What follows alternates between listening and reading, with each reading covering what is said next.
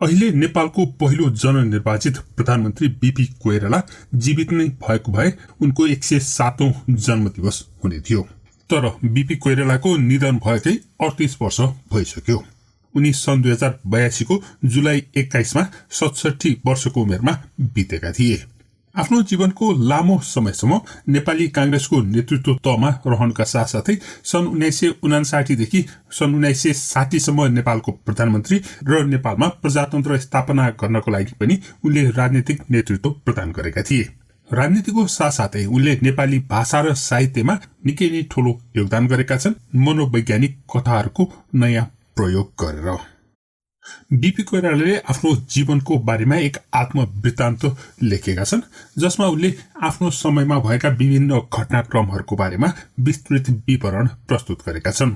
तिनै विवरण मध्ये एक चाखलाग्दो भाग छ त्रिभुवनको युवतीहरूप्रतिको आसक्तिको बारेमा। यो बीपी कोइरालाको आत्मवृत्तान्तको पुरै पुस्तक पढ्न चाहनुहुन्छ भने त्यसको अडियो बुकको लिंक तल डिस्क्रिप्सनमा राख्नेछु। बीपी कोइरालाको 38औं पुण्यतिथिको अवसरमा आयोजना गरिएको एक श्रद्धाञ्जली सभामा सैकडौं शब्दमा भन्न नसक्ने कुरा कहिलेकाहीँ सानो कविताले भनिन्छ। बीपी कस्तो हुनुहुन्थ्यो भन्दा देवकोटा कवितामा भन्यो भने मलाई कुनै लोभ लाभ व्यक्तिगत लालसा थिएन, सर्लङ्ग थिएन, देख्न पनि थाहा पाएन त्यो मान्छेलाई जे चाहिए पनि सत्ता पद र पैसा त चाहिएको होइन, सर्लङ्ग चाहिन्छ। हाम्रो देवकोटा प्रसिद्ध कविता छ, खोज्छन् सबै सुख बनी तो सुख कहाँ छ, आफू मिटाई अरूलाई दिनु जहाँ छ। यो जुन देवकोटाको प्रसिद्ध कविता हो। फेरि दोहोऱ्याउँछु, खोज्छन् सबै सुख बनी तो सुख कहाँ छ, आफू मिटाई अरूलाई दिनु जहाँ छ। बीपी कोइरालाको सिङ्गो व्यक्तित्व यसको प्रतिबिम्ब। श्रद्धाञ्जली सभामा नेपाली कांग्रेसका सभापति शेरबहादुर देउपाले यसरी उनको सम्झना गरेका थिए। बीपी कोइराला भनेको व्यक्ति मैले भनेको पनि छु, सानो देशको धेरै ठुलो नेता हो भनेर, कथाकार हो पनि हो, नेपालको गिने चुनेका कथाकार मध्ये उहाँ पर्नुहुन्छ। त्यस्तै उपन्यासकार पनि धेरै ठुलो उपन्यासकार हो। खास गरेर उहाँ मनोवैज्ञानिक कथाहरूबाट उहाँलाई भेट्ने मान्छे नै छैन भन्ने पनि हुन्छ।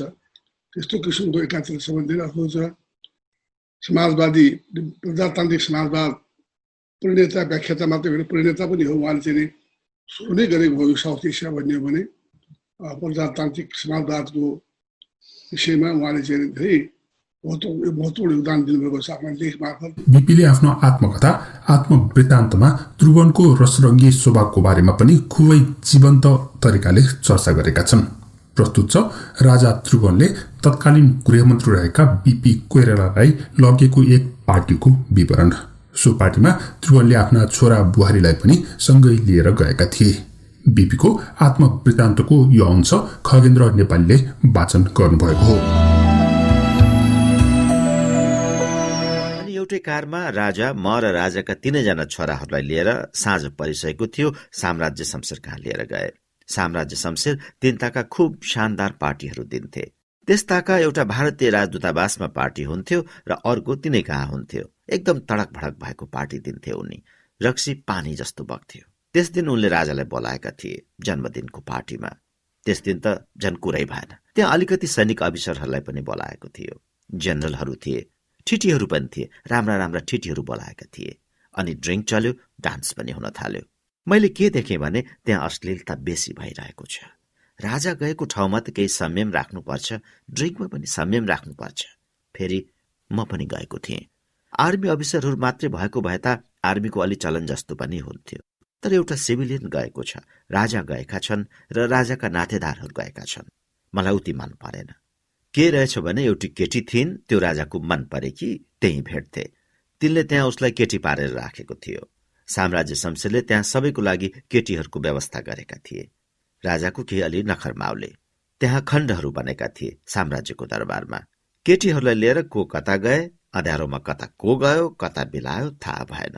मलाई डान्स गर्न आउँदैन थियो र त्यस किसिमको उत्ताउलो डान्स त म गर्ने नै थिएन। मलाई के अनुभव भइरहेको थियो भने दुवै अधिराजकुमारहरूका दुलैहरूलाई पनि अलिकति अप्ठ्यारो परिरहेको थियो। म र यी दुवैजना सोफामा बसिरहेका थियौं। मैले भने, किन यस्तो ठाउँमा तपाईहरु किन आउनु भएको? उनका दुलाहरू कोसँग डान्स गरिरहेका थिए। यिनीहरू पनि कुनै कुनै बेला गएर डान्स गर्थे। मलाई उनीहरूले भने, के गर्ने, ससुराज्यूको हुकुम, कसरी नआउने। डान्स सकिएपछि अब एउटा ड्रामा छ भनेर ड्रामामा लिएर गए। राति 1 बज्न थालिसक्यो। 9-10 बजे नै खाना खाएर सुत्ने मेरो बानी रातिको 1 बज्न थालिसक्यो। गृहमन्त्रीलाई कसैले गाडी नदिनु भनिदिएका छन् राजाले। त्यो ड्रामा पनि उत्ताउलो किसिमको छ। राजालाई तानेर स्टेजमा लगिदिएको छ, त्यहाँ डान्स गराइदिएको छ। राजा पनि पूरा नशामा छन्। अनि त्यहाँ पाल्पा कमान्डर इन चिफ एउटी छोरी थिइन्। उनले के भनिन् भने, तपाईले कुनै स्वास्नी मानिसलाई बडा हाकिम बनाउनु भएको छैन, मलाई बनाउनुहोस्। बडो चाल्ता पूर्जा स्वास्नी मान्छे। त्यस बेलाको जनताको समयमा पनि बडा हाकिम चलाउन सक्ने खालकी स्वास्नी मान्छे थिइन्। मसँग बडो नगिचै भएको छ।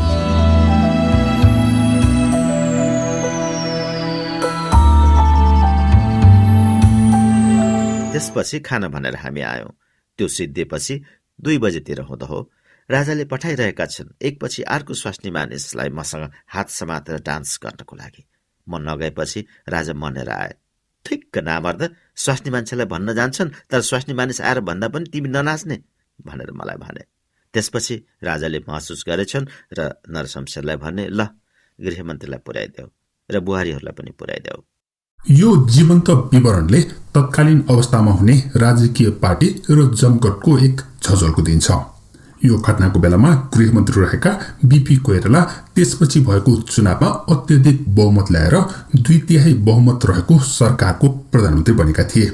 बीपी कोइराला प्रधानमन्त्री बन्दा राजा त्रिभुवनको निधन भएर नयाँ राजा महेन्द्र भएका थिए।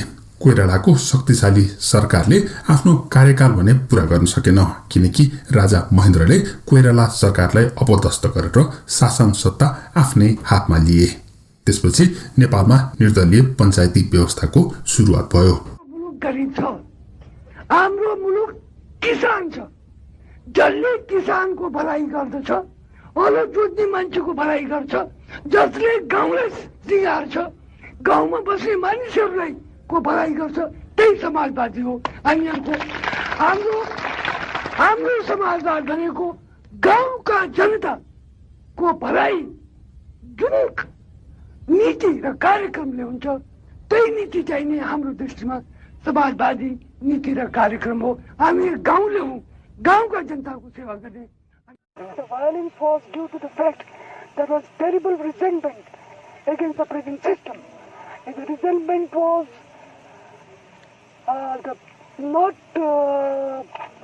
nobody was satisfied. The people from every segment of society were dissatisfied. The peasants, the laborers, the teachers, the students, everybody was dissatisfied. Vikram Samvat 2016 साल जेठ 13 गतेदेखि 2017 साल पुस 1 गतेसम्म नेपालका प्रधानमन्त्री रहेका विश्वेश्वर प्रसाद कोइरालालाई राजा महेन्द्रले अपदस्थ गरेपछि जेलमा राखेका थिए। उनको जेल जीवनमा नै उनले साहित्यिक सृजना गरेका थिए। विक्रम सम्वत 1971 भदौ 24 गते बाबु कृष्ण प्रसाद कोइराला र आमा दिव्या कोइरालाको कोखबाट भारतको बनारसमा जन्मिएका बीपीले आफ्नो सम्पूर्ण जीवन राजनैतिक संघर्षमा समर्पित गरेका थिए। कोइरालाको 2039 साल साउन 6 गते निधन भएको थियो। बीपी कोइरालाले भारतमा चलिरहेको भारतको स्वतन्त्रता आन्दोलनमा भाग लिएर राजनीतिक यात्रा सुरु गरेका थिए। उक्त आन्दोलनमा भाग लिएको कारणले भारतमा शासन गरिरहेको ब्रिटिस सरकारले बीपी कोइराला र उनका भाइ मातृका प्रसाद कोइरालालाई इस्वी सम्मत 1930 मा 3 महिनासम्म कैद पनि गरेको थियो। त्यसको 2 वर्षपछि सन् 1932 मा बीपी कोइरालाले आफ्नो माध्यमिक शिक्षा पूरा गरेका थिए। त्यसपछि बनारस हिन्दू विश्वविद्यालयबाट राजनीति तथा अर्थशास्त्र विषयमा स्नातक र कलकत्ता विश्वविद्यालयबाट कानूनमा स्नातकोत्तर पूरा गरेका थिए। बीपी कोइरालाले अध्ययन पूरा गरेपछि उनले दार्जिलिङमा बसेर कानूनी पेशा पनि गरेका थिए। सन् 1942 देखि सन् 1944 सम्म दोस्रो विश्वयुद्धको समयमा उनलाई बेलायती सरकारले सैनिकमा भर्ना पनि गरेको थियो। त्यहाँबाट छुटेपछि उनी 1947 मा नेपाल राष्ट्रिय कांग्रेसको स्थापना गरेर राजनीतिमा सक्रिय भएका थिए। राष्ट्रिय मेलमिलाप भनेको 2017 सालमा जुन राजा र प्रजाका बीचमा, राजा र जनताका बीचमा जुन एउटा ठुलो पर्खाल खडा भएको थियो। त्यो पर्खाल तोडेर राजालाई जनताको समक्ष ल्याउने त्यो प्रयास नै मेलमिलापको प्रयास हो। राजा र प्रजाका बीचमा मेलमिलाप गराउनु नै मेलमिलापको प्रयास हो। 2007 सालको क्रान्ति हुनुभन्दा पहिले नेपालीलाई गोर्खाली भन्थे।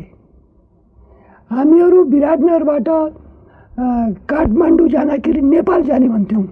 त्यो तपाईँहरूलाई पनि सम्झना होला। विराटनगर गयो भने मधेस जाने भन्थ्यौँ, नेपाल भन्दैन थिए। अच्छा, त्यसपछि चाहिँ नि के थियो भनेदेखि बाहुनको अर्को ल थियो, छेत्रीको निम्ति अर्को ल थियो, मगरको निम्ति अर्को ल थियो। बाहुनले चाहिँ कसैसँग बिहा गर्यो भनेदेखि त्यसको एक किसिमबाट त्यो थियो। यो त अनि जब 2007 सालको क्रान्ति हुँदाखेरि मलाई लाग्छ नेपालको इतिहासमा पहिलाचोटि मलाई लाग्दछ कि जातिलाई बिर्सिकन यो क्रान्तिमा लागे बाहुन, छेत्री, नेवार, मगर, गुरुङ सारा लागेर राणाले सिद्ध्याउनुपर्छ भन्ने त्यो गरे। त्यो पहिला अपसर्ज नेसनल इमोसनको त्यही बखतमा भयो। अनि हामीहरूले कल के दियौँ भनेदेखि जय नेपाल भनेर हामीले कल दियौँ। हामीले भने नेपाल भनेको महाकालीदेखि मेचीसम्मको हो भनेर। नत्र हाम्रो पल्टनलाई चाहिँ गोर्खाली राजाले गोर्खाली राजा भन्थे, नेपाली राजा भन्दैन थिए। एउटा अर्को कुरो। त्यसपछि चाहिँ के हो भन्दाखेरि पार्टिजहरू बन्यो। बीपी कोइरालाको पार्टी नेपाली कांग्रेसले भदौ 24 गते बुधबारदेखि बीपी कोइरालाको 107औं जन्म जयन्ती मनाउनको लागि बीपी जयन्ती विशेष 3 दिने केन्द्रीय कार्यक्रम आयोजना गर्ने सूचना जारी गरेको छ। कोरोना महामारीको कारण भर्चुअल रूपमा सो कार्यक्रम आयोजना गरिने सो पार्टीले जनाएको छ। भदौ 24 गते अपराह्न 1 बजे बीपीको विचार नेपालको समुन्नतिको मूल बाटो विषयक विचार गोष्ठीमा पार्टीका सभापति शेरबहादुर देउपा, नेता रामचन्द्र पौडेल लगायतका शीर्ष नेताहरूले सम्बोधन गर्ने बताइएको छ। सो कार्यक्रम नेपाली कांग्रेसको केन्द्रीय कार्यालयमा आयोजना हुनेछ। त्यस्तै त्यसको भोलिपल्ट भदौ 25 गते नेपालको अन्तर्राष्ट्रिय सम्बन्ध र विदेश नीतिमा बीपीको योगदान विषयक एक कार्यक्रममा उपसभापति विमलेन्द्र निधि लगायतका विज्ञहरूको सहभागिता हुनेछ भने भदौ 26 गते आयोजना हुने कार्यक्रममा विचार निर्माण एवं प्रचारमा बीपीको शैलीको आलोकमा अबको रणनीति शीर्षकको कार्यक्रम आयोजना हुनेछ, जसमा नरहरि आचार्य र प्रदीप गिरी सहभागी हुनेछन्। उनको आत्माको चिर शान्तिको कामना छ। यस्ता बीपी कोइरालाको बारेमा तपाईलाई थाहा भएका अनौठा कुनै जानकारीहरू छन् भने कृपया कमेन्टमा लेखिदिनुहोला। धन्यवाद।